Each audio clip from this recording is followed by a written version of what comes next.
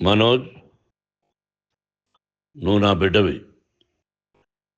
లక్ష్మీ ప్రసన్న, విష్ణువర్ధన్ బాబు, మనోజ్ కుమార్. నిన్ను ఎలా పెంచానురా నేను? అందరికంటే నిన్నే గారాభంగా పెంచానురా. నీకే ఎక్కువ ఖర్చు పెట్టి చదివించాలని ప్రయత్నం చేశానురా. నువ్వు ఏది అడిగినా నేను నీకు ఇచ్చానురా. కానీ ఈ రోజున నువ్వు చేస్తున్న పని బిడ్డల గుండెల మీద తంతారంటారే, అలా తన్నేవరా. మనసు ఆవేదనతో కింగిపోతుందిరా. నేను మీ అమ్మ ఏడ్చుకుంటున్నావురా. జర్నలిజం ఉన్నది లేనిది, లేనిది ఉన్నట్టు రాస్తున్నారా. నువ్వు నన్ను కొట్టడం ఏంట్రా? నా బిడ్డ నన్ను తాకలా. ఇద్దరం ఘర్షణ పడ్డాం కొన్ని కారణాల వల్ల. ప్రతి ఫ్యామిలీలోనూ ఉంటాయిరా ఇవి. లేనివాడు ఎవరైనా ఉంటే ప్రపంచంలో ఒకరున్నారేమో, 1% ఉంటుందేమో. అటువంటి వాళ్ళ ఇంటికి వెళ్ళి కాళ్ళు గడిగి నిద్ర పూసుకోవచ్చు. భారత భాగవత రామాయణాలు చూసావు కదరా. ఏమిటిది? మీ అమ్మ ఎంత కుమిలిపోతుంది ఈ రోజున హాస్పిటల్ చేరింది. నీ వల్ల హాస్పిటల్ చేరుతాను. చూడు మనోజ్, నీకన్నీ ఇచ్చిన ఈ రోజున నువ్వు నా గుండెల మీద తనడమే కాకుండా అపకీర్తి తీసుకొచ్చావు. ఏదేదో రాశావు, ఏదేదో చెప్తున్నావు. కొంతమంది జర్నలిస్టులు ఉన్నది లేనిది, లేనిది ఉన్నట్టు రాసే వాళ్ళ తత్వం వాళ్ళకి ఎందుకంటే టీఆర్పీ పెరగాలి. ఇది వాళ్ళ నైజం.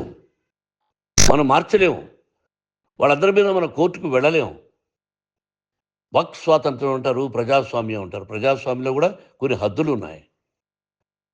ఇది నీకు తెలుసు అనుకున్నా. ఎంత మంచి నటుడివి నువ్వు. నీ భార్య మాటలు విని తాగుడుకు అలవాటు పడిపోయావు. వింటున్నావా మనోజ్? ఎవరిని నమ్మాలో ఎవరిని నమ్మకూడదో పరిస్థితి తీసుకొచ్చావు. విద్యాలయాలు ఎంత గొప్పవిరా. మనం 25% కులమతాలకు అతీతంగా ఫ్రీ ఎడ్యుకేషన్ ఇస్తున్నాంరా. క్యాస్ట్ అనేది తీసేసాను రా 92లో ప్రాస్పెక్ట్స్లో. నువ్వు చదువుకున్నావురా. అక్కడ చదువుకున్న బిడ్డలు ఐఏఎస్, ఐపీఎస్ అయ్యారా. ఎంతోమంది గొప్పవాళ్ళు అయ్యారా. నువ్వు నటుడుగా ఎంతో గొప్పవాడివి. తాగుడికి అలవాడబడి నువ్వు నీ భార్య ఇంట్లో బిహేవ్ చేస్తున్న విధానం ఆ భగవంతుడు సర్వేశ్వరుడు తెలుసు. భగవంతుడు చూస్తున్నాడు రా. నేను తప్పు చేసినా, నువ్వు తప్పు చేసినా, ఎవరు తప్పు చేసినా. ఎంత అవకాశం ఇచ్చావు మాట్లాడుకునేదానికి అందరికీ. ఇన్ని సంవత్సరాల్లో మన విద్యాలయాల్లో ఒక్క తల్లి కానీ ఒక తండ్రి కానీ ఏమైనా చెప్పారా? ఆ బిడ్డలు మన బిడ్డలు రా. మీరెంతో నాకు అక్కడ ఉన్నవాడు కూడా నా కూతుర్లు, నా కుమారులు. ఎంతమందికి ఫ్రీ ఎడ్యుకేషన్ ఇస్తున్నావు. వాడి దగ్గర ఏది ఆశించరా. నువ్వు ఎందుకు ఇలా తయారైపోయావు? ఎందుకు ఇంట్లో ఉండే పని వాళ్ళందరినీ కొడుతున్నావు? పనివాడు వాడు పని చేసుకోవడానికి మన ఇంటికి వచ్చాడు రా. ఆ పనివాడిని కొట్టడం చాలా మహాపాపంరా. నేను వేరురా. నేను దండించడం వేరురా. నేను ఎవరిని ఆ చిన్న వాళ్ళని కొట్టి ఇచ్చేసి చేయలేదురా. సినిమా ఇండస్ట్రీలో మోహన్ బాబు కొడతాడు, తిడతాడు అంటే అది షూటింగ్లో జరిగి ఉండొచ్చేమో. కానీ ఇంట్లో ఉండి 10 సంవత్సరాల నుంచి 20 సంవత్సరాల నుంచి పనివాళ్ళు ఉన్నారు. నేను ఇంట్లో లేని సమయంలో వాళ్ళందరినీ కొట్టి వాళ్ళ ఫోన్ లాక్కొని ఒకడైతే చచ్చిపోవాలి. వాడు పోలీస్ కంప్లైంట్ ఇచ్చి ఉండొచ్చు. నేను వద్దు అని వాడిని బతిమాలాడు. పోలీస్ కంప్లైంట్ కూడా ఇవ్వడా. ఇంకైనా నువ్వు నీ భార్య మారి బయట ఉండండి రా అన్నాను నేను. లేదు డాడీ, తప్పు చేయలేని ఒకసారి వచ్చావు, మళ్ళీ తప్పు చేశావు, మళ్ళీ వెళ్ళావు, మళ్ళీ ఈసారి తప్పు చేయనన్నావు. ఏమండి వీడు తప్పు చేయడం అని మీ అమ్మ చెప్పింది. ఇంట్లో పెట్టుకున్నా. మళ్ళీ నువ్వు చేస్తున్నది, ప్రతిరోజు నువ్వు తాగుతున్న విధానం నీకే తెలుసు. ఇది ప్రజలు నమ్ముతారా లేదా అనవసరం నాకు. నేను నీకు చెప్తున్నా, ఇంతటితో ఫుల్ స్టాప్ పెట్టాలి. 3 రోజుల నుంచి రకరకాలుగా రాస్తున్నప్పుడు నా మనసు ఆవేదనతో ఉంది. మళ్ళీ చెప్తున్నా, Mohan Babu university is greater than temples. Greater than temples. బిడ్డలను కాలేజీలో చేర్చుకునే ముందు చెప్తారు, అన్నయ్య ఎంత ఉంది యూనివర్సిటీ రూల్స్, ఇది మా పద్ధతి, మీకు ఇష్టమైతే చేర్చండి. గవర్నమెంట్ బిడ్డలను గవర్నమెంట్ ఏమిస్తుందో ఇంత పర్సంటేజీ వాళ్ళకు కూడా మీ దగ్గర ఎందుకు డబ్బు తీసుకుంటున్నామంటే దానికి అర్థం పరమార్థం చెప్పాము. దొంగతనంగా తీసుకోలేదు. ప్రతిదానికి చెక్కులు ఉన్నాయి. అది అకౌంట్ ఉంది.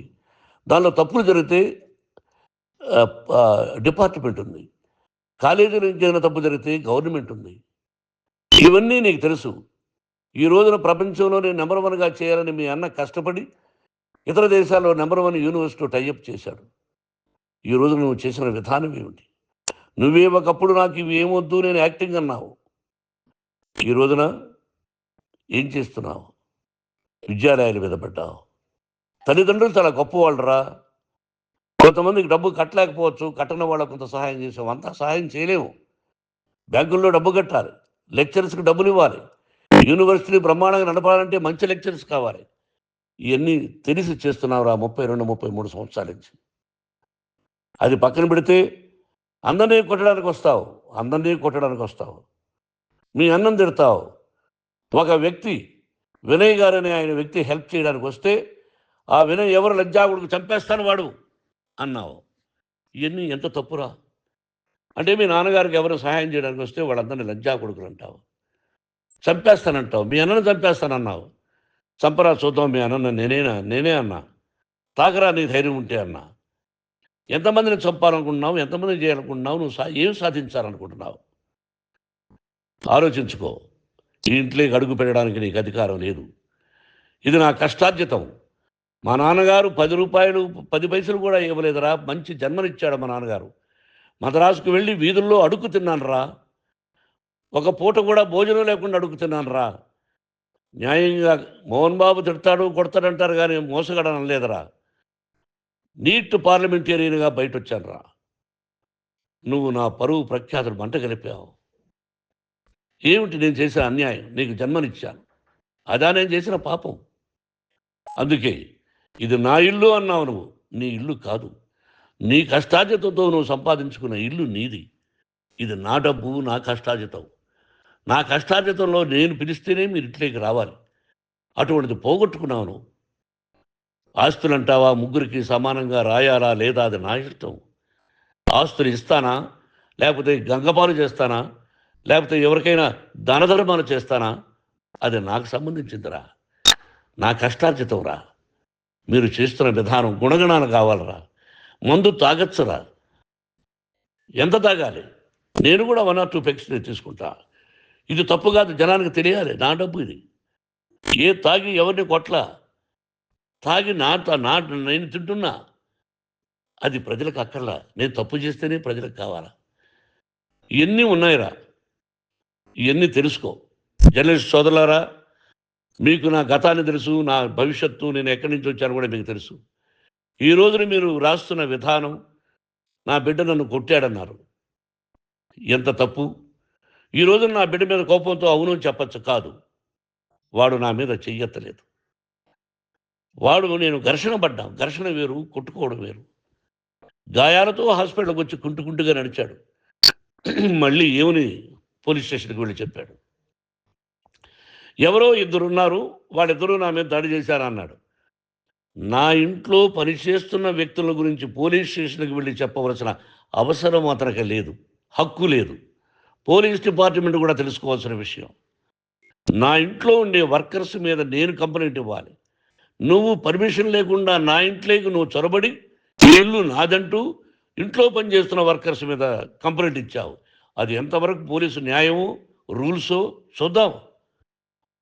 పోలీస్ డిపార్ట్మెంట్ ఇంటికి వచ్చింది. వాళ్ళకి రాశాను ఉత్తరం. అయ్యా, నేను సీనియర్ సిటిజన్ని, నాకు రక్షణ లేకుండా ఉంది. నా బిడ్డ వల్ల నా ఇంట్లో నుంచి నా బిడ్డను పంపించేసి ఇది నా ఇల్లని. వాళ్ళు నాకు సమాధానం ఇవ్వలేదు. ఇవ్వకపోగా ఎవరిని పట్టించుకోలేదు. ఇప్పుడు పోలీసు వాళ్ళు వచ్చి ఏమండి రూల్స్ ప్రకారం నా బిడ్డ ఇంటికి రాకూడదంటే మాకు హయ్యర్ అథారిటీ వాడు ఫోన్ చేశారు. మీరు ఎవరిని స్టాప్ చేయొద్దండి, బయట నుంచి ఎవరైనా వస్తే వాళ్ళని స్టాప్ చేయండి అన్నారు. 2 రోజుల నుంచి 10 మంది 20 మంది వస్తున్నారు. వాళ్ళు అలా చూస్తూ నిలబడ్డారు. వాళ్ళు ఫోటోలు తీసుకున్నారు. వాళ్ళ మీద మళ్ళీ వదిలేస్తున్నారు. ఎవరిని నిందించాలి? But I give respect to the police department. వాళ్ళకి ఎవరు ఏ అధికారి ఫోన్ చేశాడో, ఆ అధికారికి ఏ పొలిటీషియన్ చేశాడో అది వాళ్ళకే వదిలేస్తున్నా. కాబట్టి వాళ్ళు పోలీస్ కంప్లైంట్ ఇచ్చినా కూడా మేము సంబంధం లేదని అంటున్నారు కాబట్టి నేను నా బిడ్డను నిన్ను నాపు చేస్తున్నా. నువ్వు ఇంట్లోకి వచ్చే అధికారం నీకు లేదు. నువ్వు వచ్చి నీ బిడ్డను తీసుకెళ్ళు. సంతోషం. నువ్వు రాలేదు, నీ బిడ్డను జాగ్రత్తగానే చూసుకుంటావు. Take care your daughter, that's all. మీ అమ్మ హాస్పిటల్లో అడ్మిట్ అయింది.